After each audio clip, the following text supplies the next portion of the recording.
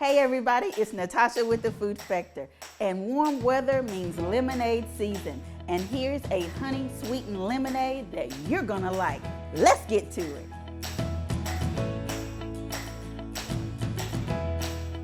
Okay, I've got all my ingredients out. We're gonna add 4 cups of water to a blender.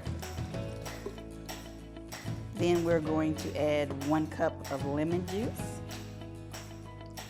And if you wanted to change up the flavor, you could do lime juice. Then it would be a limeade instead of a lemonade.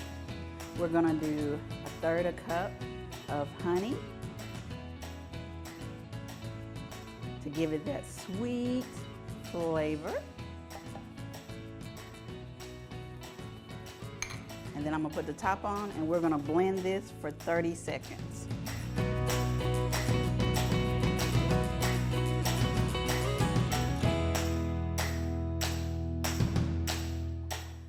All I need now is a front porch and a rocking chair.